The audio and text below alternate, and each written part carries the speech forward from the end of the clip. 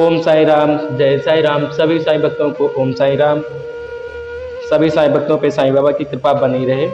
आज के इस वीडियो में हम जानेंगे श्री साई सच्चरित्र किताब में अध्याय नंबर 2 जो दिया गया है और किसके बारे में दिया गया है, अध्याय नंबर 2 में क्या दिया गया है। और ये पार्ट 2 है, अध्याय नंबर 2 का पार्ट 2। और पार्ट 1 जो है पहले अपलोड हो चुका है। अगर आप लोगों ने नहीं देखा है तो जाके देख सकते हैं। ओम साई राम, जय साई राम। बाबा का चरित्र ज्योति स्तंभ स्वरूप। समुद्र में अनेक स्थानों पर ज्योति स्तंभ इसलिए बनाए जाते हैं जिससे नाविक चट्टानों और दुर्घटनाओं से बच जाएं और जहाज को कोई हानि ना पहुंचे। इस भवसागर में श्री साईं बाबा का चरित्र ठीक उपर्युक्त भांति ही उपयोगी है। वह अमृत से भी अति मधुर और सांसारिक पथ को सुगम बनाने वाला है। जब वह कानों के द्वारा हृदय में प्रवेश करता है तब दैहिक बुद्धि नष्ट हो जाती है और हृदय में एकत्रित करने से समस्त कुशंकाएं लोप हो जाती हैं। अहंकार का विनाश हो जाता है तथा बौद्धिक आवरण लुप्त होकर ज्ञान प्रकट हो जाता है। बाबा की विशुद्ध कीर्ति का वर्णन निष्ठापूर्वक श्रवण करने से भक्तों के पाप नष्ट होंगे, अतः यह मोक्ष प्राप्ति का भी सरल साधन है। सतयुग में सम तथा दम, त्रेता में त्याग, द्वापर में पूजन और कलयुग में भगवत कीर्तन ही मोक्ष का साधन है। यह अंतिम साधन चरणों वर्णों के लोगों को साध्य भी है। अन्य साधन योग्य त्याग, ध्यान, धारणा आदि आचरण करने में कठिन है, परंतु चरित्र तथा हरि कीर्तन का श्रवण तो अत्यंत ही सुलभ है। केवल उन पर ध्यान देने की ही आवश्यकता है तथा श्रवण और कीर्तन से इंद्रियों की स्वाभाविक विषयासक्ति नष्ट हो जाती है और भक्त वासना रहित होकर आत्म साक्षात्कार की ओर अग्रसर हो जाता है। इसी फल को प्रदान करने के लिए हेतु उन्होंने सच्चरित्र की रचना कराई। भक्तगण अब सरलता पूर्वक चरित्र का अवलोकन करें और साथ ही उनके मनोहर स्वरूप का ध्यान कर गुरु और भगवत भक्ति के अधिकारी बने तथा निष्काम होकर आत्म साक्षात्कार को प्राप्त हो। साईं सच्चरित्र का सफलता पूर्वक संपूर्ण होना यह साईं महिमा ही समझें। हमें तो केवल एक निमित्त मात्र ही बनाया गया है।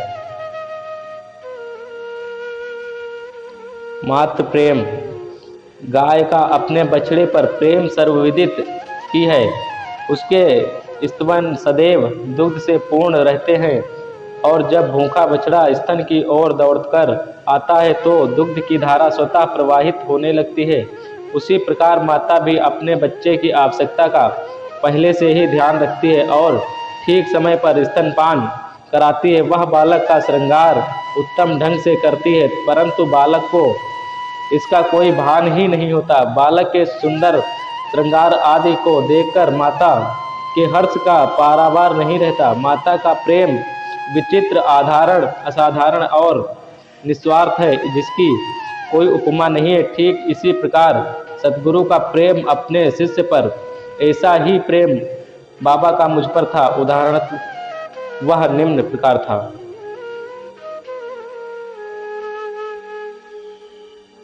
सन 1916 में मैंने नौकरी से अवकाश ग्रहण किया। जो पेंशन मुझे मिलती थी वह मेरे कुटुंब के निर्वाह के लिए अपर्याप्त थी।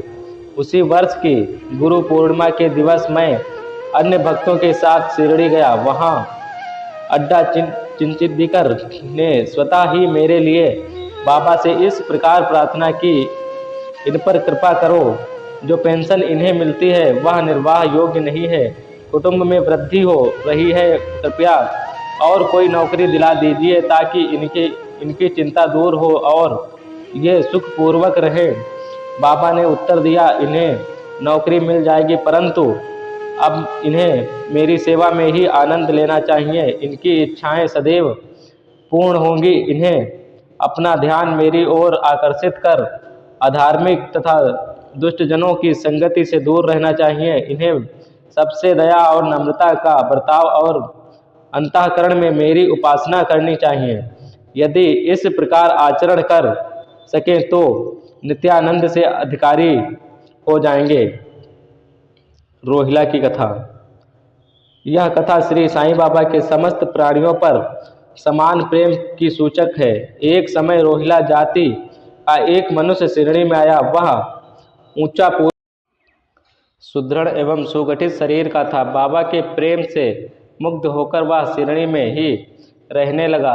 वह आठों पहर अपनी उच्च और कर्कश आवाज में कुरान शरीफ के कलमे पढ़ता और अल्लाहो अकबर के नारे लगाता था। श्रेणी के अधिकांश लोग खेतों में दिन भर काम करने के पश्चात जब रात्रि में घर लौटते तो रोहिला की कर्कश पुकारें उनका स्वागत करती थी। इस कारण उन्हें रात्रि में विश्राम न मिलता था, जिससे वे अधिक कष्ट और असुविधा का अनुभव करने लगे। कई दिनों तक तो वे मौन रहे, परंतु जब कष्ट असहनीय हो गया तब उन्होंने बाबा के समीप जाकर रोहिला को मनाकर इस उत्पात को रोकने की प्रार्थना की। बाबा ने उन लोगों की प्रार्थना पर ध्यान ना दिया। इसके विपरीत गांव वालों के आड़े हाथों लेते हुए बोले कि वे अपने कार्य पर ही ध्यान दें और रोहिला की ओर ध्यान ना दें। बाबा ने उनसे कहा कि रोहिला की पत्नी बुरे स्वभाव की है और वह रोहिला को तथा मुझे